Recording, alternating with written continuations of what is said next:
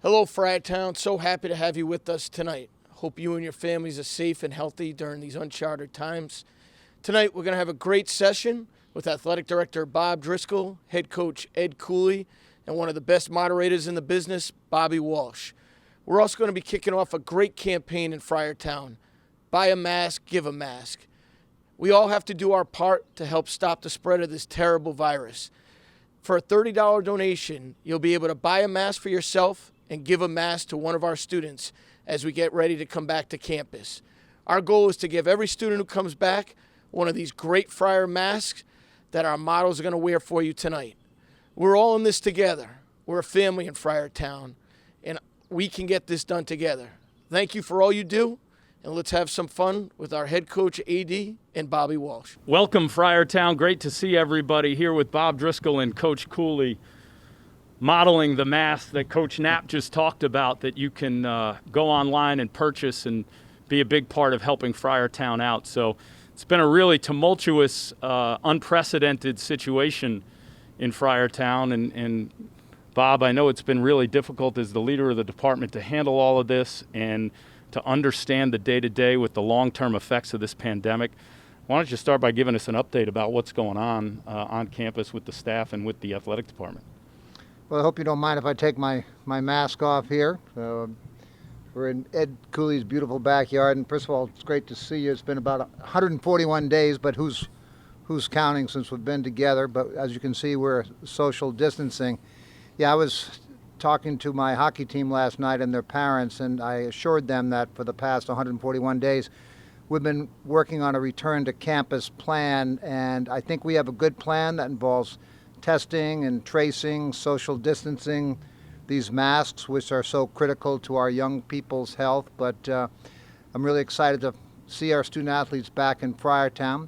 We've been working closely with the Big East, and I'm on the COVID committee with those folks, and we have some of the best doctors in the country, and they're advising us about how we can do this in a safe way. And the safety of our student athletes is the most important, but we've got the men's basketball team, some of them coming back the middle of August, and some are coming back towards the end of August. And we're excited to get started here in Friartown, Bobby.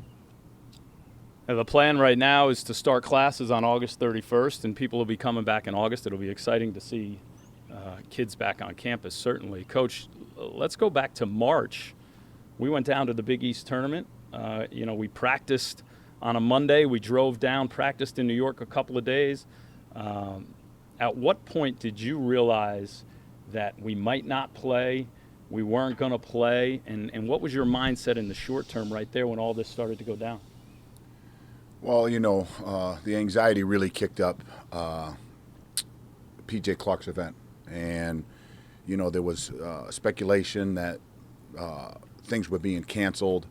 We saw the Ivy League cancel their tournament. And then they started to talking about reduction of attendance at MSG. And I give Val a lot of credit as we try to get to the 11th hour, playing our first game. And then once things went a little south, we canceled the Georgetown. I believe it was the Creighton St. John's game. And then Bob Driscoll and Father Shanley, we all got together at the hotel as our players were on the bus and gave some devastating news. Because at that point in time, our players we were in such a good space as a team, chemistry. I thought we were the hottest team in the country. I thought we were favored to win the Big East tournament. It was an emotional day, yet it was the right decision to make. And I just hope everybody's taking this virus serious, as many of us impacted in so many different ways. So we've got a lot of questions, actually, a lot of questions from season ticket holders and fans, which we'll get to. Heading back from the Big East tournament, what a lot of people don't realize, but it happened everywhere. It all happened really quickly. I mean, It was a Thursday. We had a meeting with the guys Thursday night, and by Saturday morning, everybody was gone. And we haven't, we really haven't been together since. So a lot of the questions people are asking is, how do we stay connected with our guys? What are we doing to stay connected? And stay together and keep the guys in the right frame of mind. So why don't you talk a little bit about that, about what we've been doing the last 4 months with the group? Well, first and foremost, we had to make sure our players were doing a great job academically. And, Jamie Lipsky, who's our academic coordinator, has done a phenomenal job. Can't thank her enough for her persistence. Even up to this day, as we're sitting here, our players are finishing up their last day of classes today. And I learned how to use Zoom. We all did. Zoom, and keep zooming. Yet FaceTime, text messages, our coaches' meetings, conversations, making sure that mental health was really important. As we had mental health experts on our Zoom calls, we try to have a weekly Zoom call, daily check-ins. Our staff has done a great job checking in. Coach White, our strength coach, Chris Hengerman, our trainer, everybody being on the same page and calling one another, I think has been important. It's easy to isolate right now, and I don't think that's the right thing to do. You have to have human connection. So as much as we can continue to do that as we're dealing with this virus, I think it's an important way to stay mentally healthy. Bob, the mental health question comes up a lot with regards to what are we doing to support the student athletes and the students in general, and it's been a hot button topic before this pandemic, but how is the school and how are you going about supporting the students in that fashion? Well, it's part of every conversation that we have, because none of us have gone through this, and those of us who have been through more than others have our techniques, right? I'm a meditator. We have trained a lot of our coaches and certainly our staff on mindfulness training. There are apps on our phone such as Headspace and Insight Timer. So when I Zoom with my student athletes, I talk about that and making sure that they spend time to really reflect on the kinds of things that they have to be thankful for. One of the things I talk to them about is a growth mindset, and instead of staying home and really being down and not staying in shape, is to really think about when you do come back, and they're going to come back, what do they want to be like, and don't waste the time that they have to invest in becoming better. So it lives in the conversation, and I'm hoping that they've utilized some of those techniques. Yeah, there's tremendous support on staff, and you mentioned, Coach White, Jamie Lipsky, the training staff and the people involved in all of this have probably been the hardest workers of anybody. Speaking about the team a little bit, Coach, because there's a lot of questions about that. How do you feel the team has sort of handled this, stayed together, stayed prepared? Where do you feel the team is at with regards to being together through this pandemic right now? I think it's a great question. You try to see their body language, their facial expressions when you're talking to them on the Zoom and when you're talking to them individually. I always try to FaceTime all the players more so than just text or call, just so I can see their body language. I can see their eyes. You can see if they're, disappointed, down, and you got to ask those hard questions. How you doing? And the players, they're all eager to get back. They feel a little confined where they're at, not, especially the first couple of weeks, not having gyms to go to.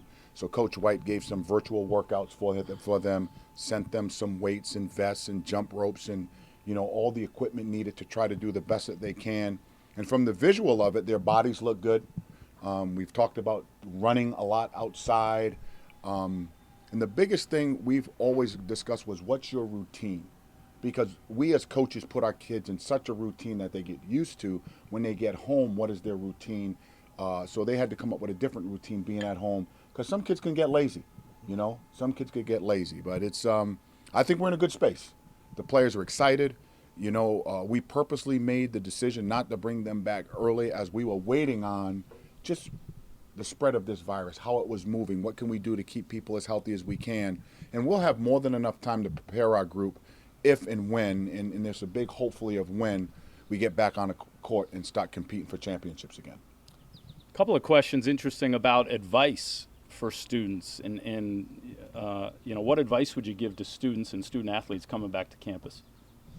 Well, we've talked a lot about their health and well-being first and foremost, and I think the science has shown that if you wear masks like this and you social distance and you don't go to large groups of people where they're having parties or congregating and not wearing masks or drinking, that it's going to spread. So I've really challenged our student athletes to be leaders on campus, to make sure they're living up to the standards that we know will keep them safe. And if the students on campus don't do that, then we may actually have to shut down at some point. You can see what's happening around the country. I think the Governor Raimondo has done a great job with the state of Rhode Island, but we have to keep that.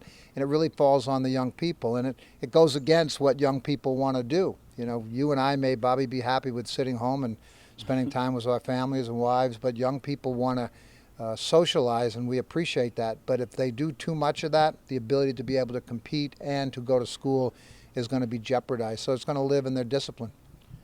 It's a lot like coaching the more I think about it. You know, it's you can do so much to prepare them, right? But when the ball goes up and you're playing Villanova for the Big East Championship, it's on them to execute, and it's going to be on the students really to execute something that's a different game plan than we've ever had to deal with. You know, it's new to all of us. So let's get into a little bit about the team, Coach, and basketball, and some of the new guys coming in, some of the personnel.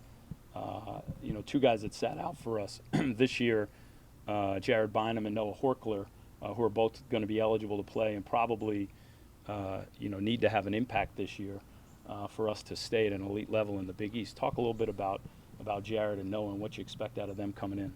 Well, we're really excited to have both of them. They're both fun to be around. They both have great fundamentals, and they're both very tough.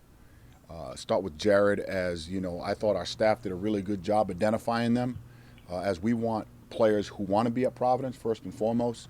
Secondly, do they fit what we're trying to do as an organization and as a cultural team? And what Jared brings to the table is he's a table setter. You know, he's a general out there, and he communicates well. He's able to score it at 3 different levels. He can drive it, he can shoot it, he can dish it. So he moves his feet laterally. What separates him as a point guard is his ability to communicate, and how he communicates is his messages are very direct, and they're so good. So he'll be a great extension of the coaching staff on the floor. And then, like, Noah's not as outgoing, as outspoken. He's a production guy. I think Friartown is going to enjoy his ability to score it. He has an incredible touch around the rim. He's a really good second jumper, meaning like when the ball's on the rim, he can tip it in quick. That's what Khalif did. Khalif was a really good second jumper with his length, and he's very tough. So I expect them two to have a major impact on our program, and I'm looking forward to their production. 5 seniors on the team this year that graduated. They all played. They all had an impact. You know, 2 seniors next year. Nate Watson, one of them. Noah, who's a first-year senior. So a different level of experience. Of the returning guys, who do you think needs to make the biggest leap for us to have a chance to compete for a Big East championship? Well, I think there's a couple of guys that need to make some jumps. A.J. Reeves, you know, I thought, you know, this is his year. I think there's going to be a coming-out party for him. He's played a lot of minutes. He's a confident young man. His ball handling has improved. His defense has improved. You know, we got to keep his confidence high. Jimmy Nichols, you know, we redshirted him last year. You know, he had a little nagging injury, and we didn't want that to persist. His production is going to have to improve. And Greg Gant. You know, those 3 to me are really key guys that need to make a major jump for us to stay at the top half of our league. And then, you know, David. You know, David made a big jump last year. Can he continue to lead and be one of the most dominant defensive players in the country? And Nate Watson. I like our versatility a lot. You know, our teams are normally known for the versatility, and that's going to be something that we're going to need to have in order to compete at this level.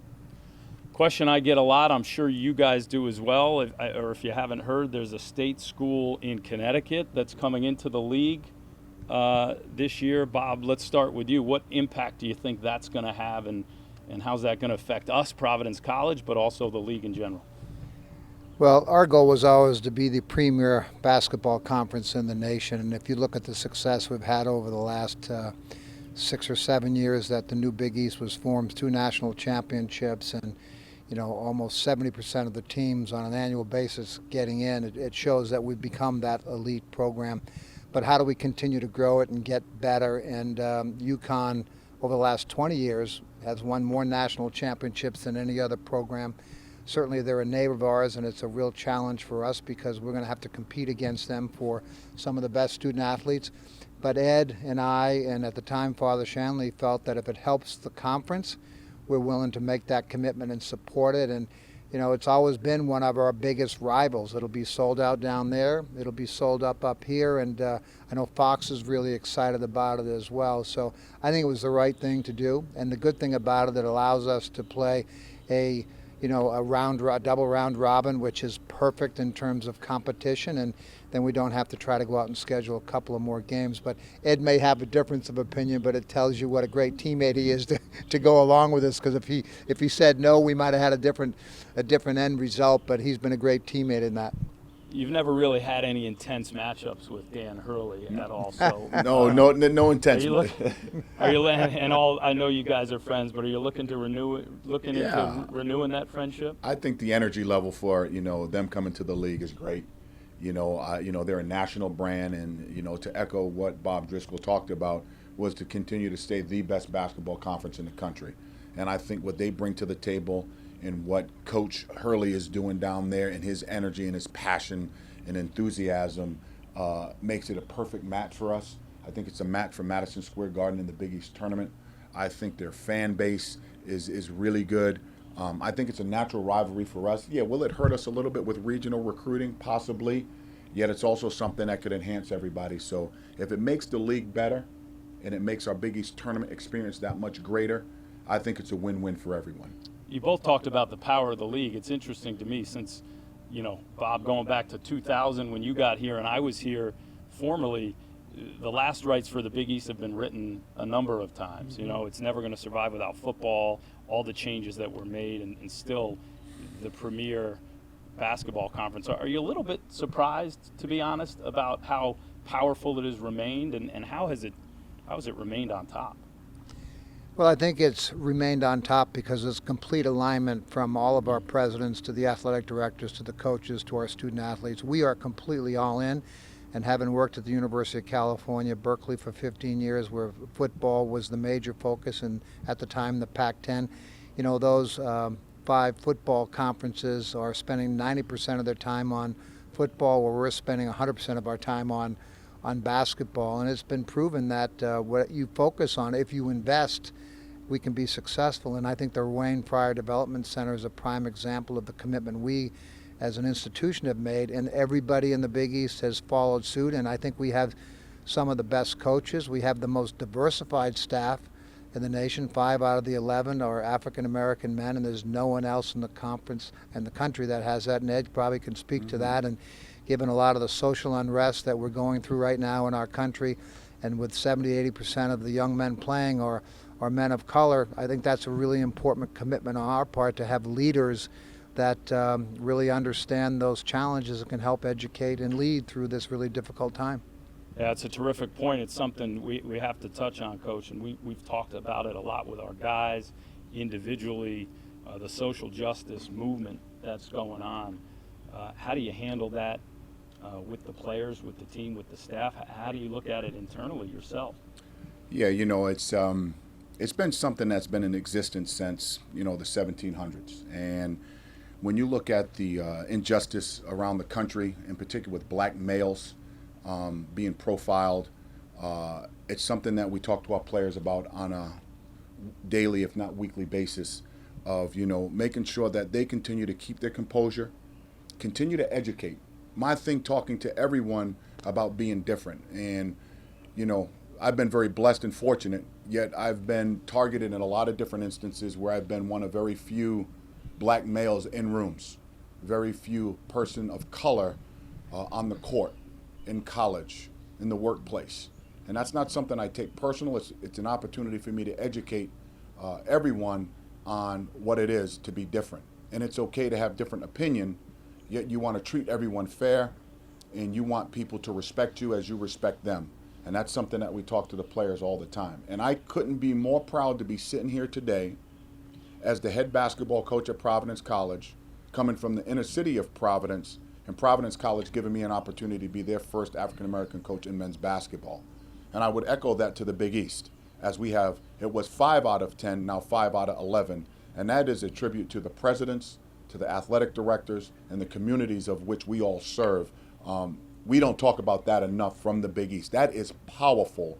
When you look at, of the 70, I think 6 or 78 high major schools that compete at our level, 14 are men of color. 14. Of the 14, 5 sit, in my opinion, the best basketball conference in the country. And that is a loud, loud statement for our conference. And I can't tell you how proud I am of that. It's a terrific point, and to add on to that, a Big East initiative that was started with the African American assistant coaches, and JB and Ivan very involved with Coaches for Action. You know, how do you feel about that program and supporting the student athletes through that initiative? I think the initiative is great, and we have gone through a lot of different conversations with it, Ivan and Jeff and I, of how can we support young men and women in our league? How can we support young men and women that we're going to recruit? And how do we support young men and women that are different on our college campuses? To have action, to show support, to show commitment to humanity, you know. And, you know, when it comes to color, so many people are either defensive or don't know what to say or don't know how to say things. I'm telling you, as a black male, just have a conversation. You know, if you don't know something, you don't have to be apologetic for being a different culture. You don't have to apologize. There's no need for that. Just sit down and have a real open dialogue on, hey, I don't know this. Help me with what it is to be in your situation. Not that I could ever be there, but I want to be more educated. And you, the person listening, have to be receptive to what could be looked at as criticism, but it's someone's real reality. When you have these conversations, a lot of things come out, and you'll be surprised at what people say and how they really, really feel. Bob, I'll ask you straight out, how can we get better in this regard with the athletic department and at Providence College in general? Well, I think Ed hit it. We have to be willing to have difficult or uncomfortable conversations. As a white male, and Bob, you have the same kind of experiences working with predominantly young African American men, we may perceive that we know what it's like to be a non-racist, but it's got to be an anti-racist. There are a lot of things in our society that we kind of let go by, and if it's going to change, it has to change because of the people in power, and unfortunately a lot of the people in power are white men like myself, and if it was going to change, it would have changed over the last 300 or 400 years. But I think now with the tragedies and the murders of young black men and women in our society, I think we need to stand up and say, hey, that's enough. And I'm really proud to say that we as an organization 3 years ago talked about wanting to be a leader in the DEI area. It's part of our strategic plan, and we hired a young man, Nick Saylor, who was a great soccer player for us, and so we're a little bit ahead of the curve. A lot of people were scrambling when these tragedies went down, but we have a lot of work to do. But as Ed said, it's having the courage to have what people may perceive as a difficult conversation. We need to learn from each other. Yeah, I'm proud of the response so far. I mean, right away within the athletics department, with the stuff that Nick has done and the webinars and the information and the sharing of conversations, the challenge is creating that safe place where we can talk about it and not be worried about saying the wrong thing. And it's an extremely complicated, difficult topic, but the next step is moving forward with that stuff. And I mean, I can tell by the passion that you both have and the conversations that we've had. It's also been great to see the passion of our players, you know, and the impact that they want to have. So I'm sure all the student athletes feel like they have a platform to be able to make an impact, and real change can come out of that. So you both mentioned the Ruane Fryer Development Center. You know, Bob, I was here before you were here, and the changes on campus are just incredible with your vision and obviously the support of all of our supporters. But the new facilities, and Coach, the practice facility in general, just discuss the impact that that's had on recruiting, on the program, on the development of the players, and you know, what we're able to do overall. Well, the vision of our program, which starts with our president, Bob Driscoll, you know, we'd never want to stay stagnant. We always want to continue to try to improve. We want to try to compete at the national level. And in order to do that, facilities is a major part of a conversation in recruitment. And I feel with the development center and the things that come with that, 24-hour access for our players, the recovery lab, the weight room, the offices, just a place for our guys to go and just chill out, whether it be in the locker room, in the players' lounge. It's been remarkable, and the fresh sense of feeling you get. Has it helped us in recruiting? You think it has? And that's what it's intended for. But what we tend to forget sometimes is the players that are there. We got to make sure that they're in a good space. In order for us to get the next guy, we got to be able to show that next person that the recruits, the players that are there now are having a great experience. And I think all of our players have benefited from it. I like the 2 courts. I like the weight room that's right off there. You go get your massage upstairs with your massage. You got another sleep pod. You can go in a float tank, and we're getting old and bumpy and crotchety, so I think we may use it more than the players.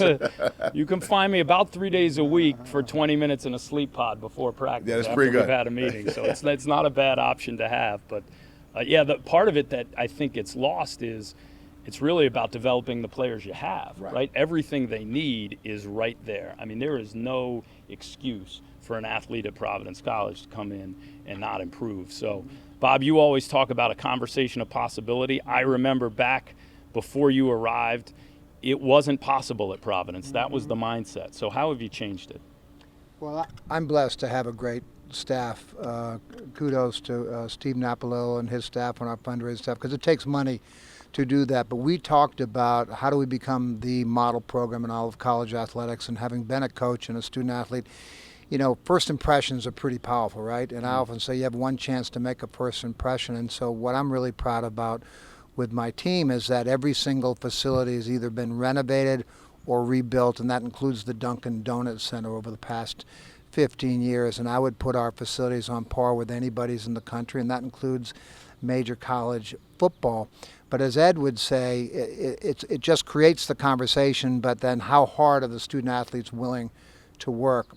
I've had moments where I thought, well, maybe we've made it too cushy and too comfortable, because your teams were really successful under Coach Walsh. We got as high as, I think, 12th in the nation, and we had nothing. You were playing on a court that was 50 years old, right? Now the landscape has changed, but you had tough kids that wanted to compete. So facilities are important, but I don't think they're most important. What's important is the grit and the toughness of the student athletes you recruit. That's a great point. I had a conversation with Coach Crowley when I first came, and I hadn't met him before. We were standing in the development center, and he said, I'm a little concerned about who this may attract. It sort of attracts people who that stuff is more important to. Right. So obviously in recruiting, you got to be aware of that. I was with a former soccer player, 2002 grad, Jeremy Krause, the other day, and we were talking about the old weight room with the green floor and the drop ceiling, which was like 2 classrooms put together.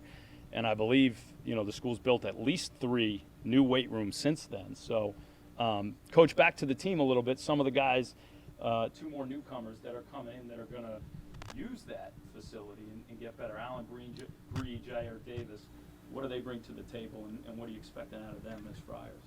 Well, one thing that the pandemic's done, to go back to that really quick, is most of the time you're able to evaluate your freshmen during the summertime. So you're able to see their positives, their negatives, their weaknesses. So you're going back off your evaluation in the recruiting. And what Jair brings is his versatility, very gifted offensive player, can really shoot, has great size. He's a lot bigger than people think. His skill set is very, very good. Alan Breed is a combo guard, tough defender. Can score it at a lot of different levels. He's very shifty. I don't think he's super quick, but he's fast in small places. He has length, and he's agile. He's quiet, though. And we got to make sure that he's a little bit more vocal.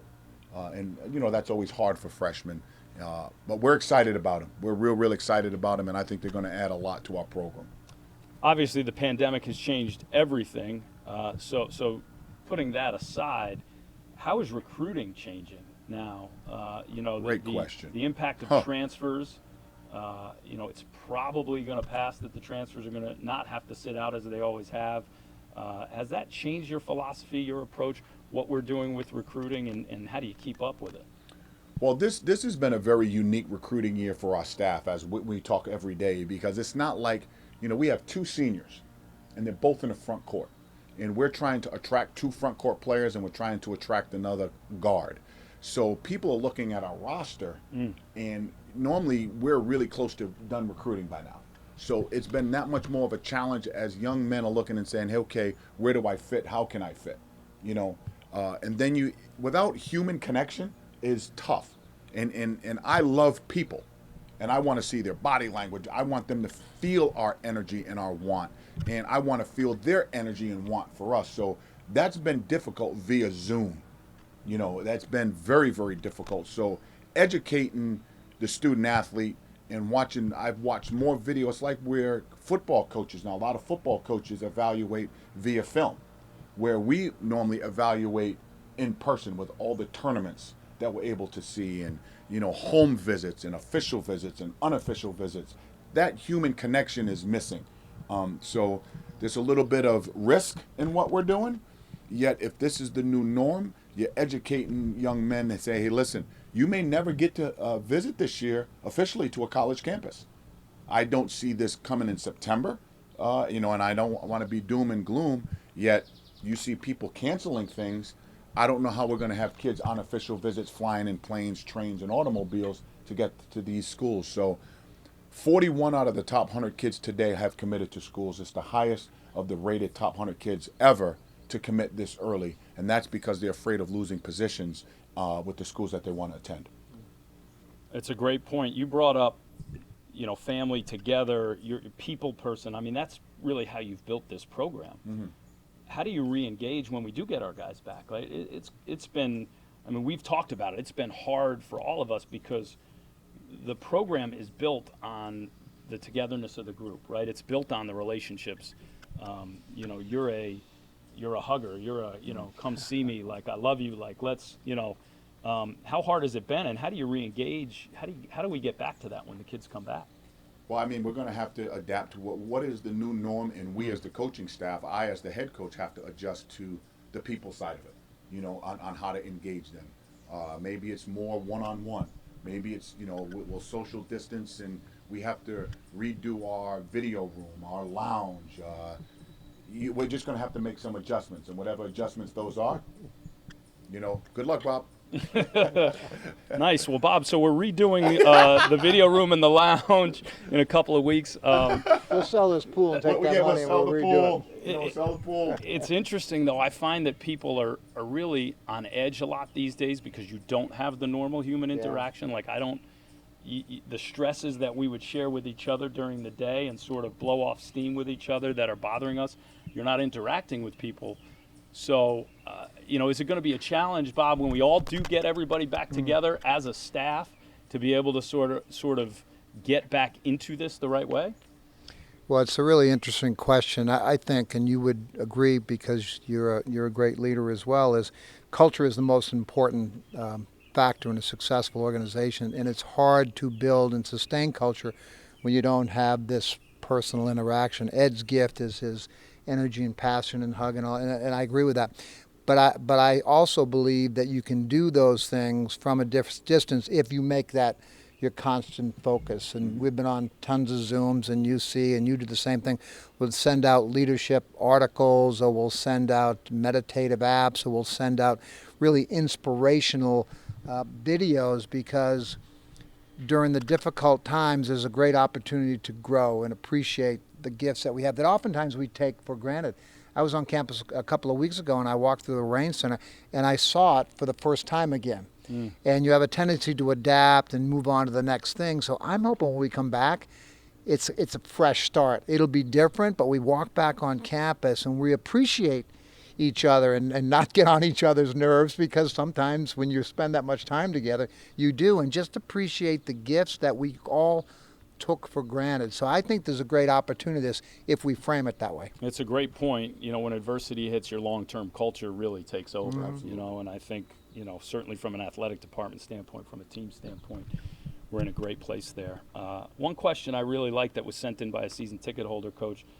What recruit that you've had at Providence College has improved? Did you feel improved the most during their career? I'm going to look at that in two different ways, as an athlete and as a young man. And we've been blessed to have great players come through our program in the 9 years that I've been fortunate to be the head coach here. And there's a lot of players that I've seen transform. I would start with the first ever recruit that came to Providence College that came to play for me was LaDonte Henry. From where he was as a freshman, his body makeup, his everything about him totally changed by the time he walked across that stage at the Dunkin' Donuts Center in that May of 2014. Man, it was a tearjerker. I've seen guys just really come out of their shell. I would say Kyron Cartwright is in the same situation. This shy kid, this not confident kid. Those two to me stick out like no tomorrow. Just their growth, their development. Nate Watson is in that same frame of mind on how these kids, they're boys and they come men. And I don't look at them as a coach, I look at them as a father. And couldn't be more proud to say, wow. And that is a credit to Providence College and the resources that we're able to have to give these kids the opportunity of growth and development. And basketball is the given. It's the other things that make this place so special, so rewarding when you just take a step back and see how far they've come. Bobby, I'll take a shot at that one. And the one that steps out in my mind all the time is Bryce Cotton. I remember what he was able to accomplish through hard work and dedication and grit, and a lot of it has to do with the work Ed did and the work that Shamgod did with him. But I remember the day when the last game was open, I went up to him and said, Bryce, thanks for everything you've done for Friartown. And he said, no, Mr. Driscoll, thank you for giving me the opportunity. And so we teach a lot about gratitude and appreciation. I think he's one of the young men that I thought epitomized that appreciation, gratitude for what Friartown. No one gave him a scholarship. I think he was the last one to get a scholarship, and he helped us transform our program. Absolutely. That's a great point. So I'll ask both of you this because it's an interesting point. I mean, if we've had fans rooting for the program forever. Is it in the water? Like, what is it that, because it's been a program built on sort of the underappreciated, maybe undersized, chip on the shoulder recruit who turns himself into a pro essentially during his time at Providence College, not only as a professional, as a person, but as a player. So I'll start with you, Coach. Like, why do you, and it certainly happened under you, but it's happened well before that. Why do you think Providence College seems to have that impact and be able to develop players in that way? Divine providence. Exclamation point. Great answer. Divine providence. It's, as you know, I am the most biased person in the world when it comes to the city and state of Rhode Island. Mm-hmm.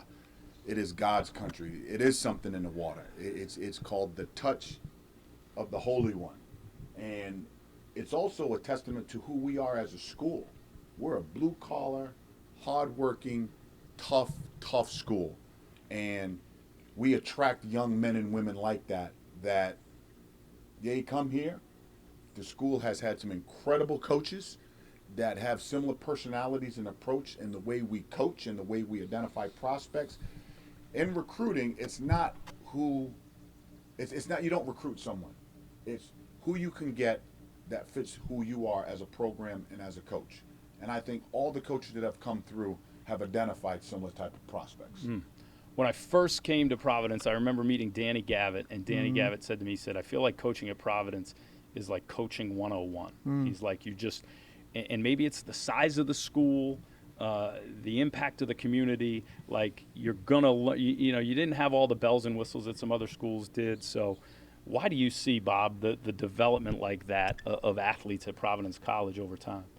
Well, I think it's who we attract. All right, we typically didn't have all the bells and whistles. It wasn't considered a blue blood basketball school. But, I look at it as a bunch of overachievers, hard hat young people that weren't maybe top 100 kids, that weren't kowtowed to, was given a bunch of stuff. People that came in and had a will to desire to prove people wrong. And it's really, for me, it's not where you start, it's where you end up. And I think we've attracted that. It was one of the concerns I had earlier on when we talked about the Wayne Center. Sometimes you get a different level kid that don't want to put the work ethic in. And I think it's all about work, mental toughness, and perseverance. And Can you build that? Yeah, I think you can. But if you come to the table with it, you have a chance of really being something special. And the more people that you have that are selfless and don't really care about my stats and what I get out of it, I think that's really what Providence College reflects. Yeah, I remember walking through the mall in my second year, I think, with John Linehan, and we couldn't get through the mall, like because of the kids coming up to him and people asking for his autograph. And I mean, the energy around the program and the support of our fans, it also makes the kids feel special, which I think has a huge impact on. They realize this is a lot bigger than just me playing basketball, which is something that's pretty neat. So start to wrap up here. 2 more newcomers, Coach, 2 transfers that we brought in, Bryson Goodine, Ed Croswell.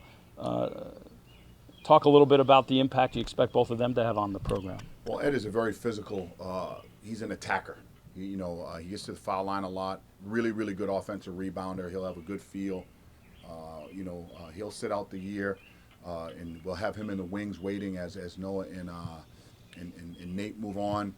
So we're excited about his energy, big-time personality, wonderful smile. Godine is a local young man. We've seen him for years. His parents have been great, super athlete. We're looking forward to his versatility. I think he'll become an elite shooter. I think he'll become an elite-level defender. I think he'll fit that model. All these kids that are coming will fit the model of us, we together, family, Friars. They're buying into that. I'm just excited to coach him and build a great relationship with him. Yeah, and Bryson's a kid who's tight with AJ and David Duke, which I love because those kids are in the Ruane Center, twice a day, every day, getting better. So I'm sure he'll jump on board with that. A question came in from a couple of different people about recruiting currently. We do have a scholarship left. What's your approach with that scholarship right now and the recruiting situation today? As I always learned from Coach Skinner, who is a great mentor of mine, always have a scholarship available. You never know. Jared Dudley at Boston College, when we were there, he signed to Boston College August 27th. August 27th, and started school September 5th. That's a pretty good one. That's a pretty good one. So, we're always looking to improve. We're always looking to get better. If not, we'll put it to the next class. Recruiting is like oxygen. If you don't recruit, you won't live. You need oxygen to live. You need recruiting to stay alive. And we recruit 24 hours, 365. You're always looking to improve your program anyway. Terrific. So, Bob, I'll ask you this kind of the last question. Personally, it's different with the pandemic, right? You're used to being on the go all the time. We're certainly not on the go as much. How have you handled it?